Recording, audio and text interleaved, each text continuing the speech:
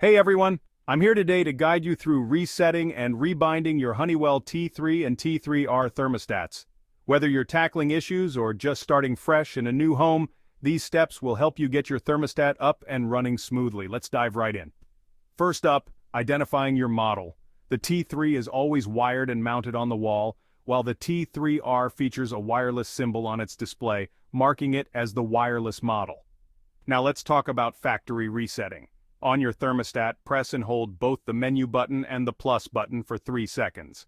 You'll see the display change, showing a parameter menu. Here, use the plus button to scroll until you find 16FS for factory reset. Hit the button under the tick symbol to select it. To confirm the reset, change the value from 0 to 1 using the plus button and then press the tick button.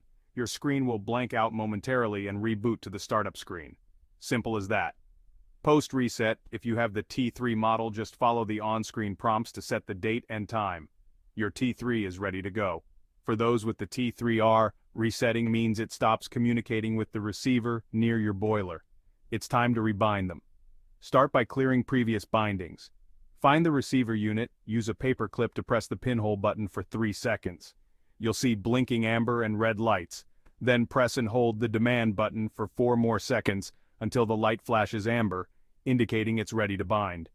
Back at your thermostat, ensure it's active and enter the binding mode by pressing the menu and minus buttons together for 3 seconds. You should see 14A. Switch this to 14C using the plus button, set the parameter and change the value from 0 to 1. Confirm by pressing the tick button. The thermostat will try to bind with the receiver. Ensure the receiver is still in binding mode, amber light flashing. If it stops, re-enter binding mode by pressing and holding the button for 3 seconds. On the thermostat, press the menu, and the minus button for 3 seconds to re-enter 14A. Press the button below the tick mark to change the parameter value from 0 to 1. Press again the tick button to confirm settings.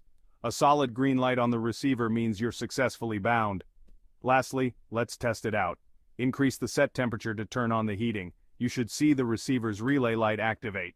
Lower the temperature to turn the heating off, and the relay light should deactivate. That's your cue.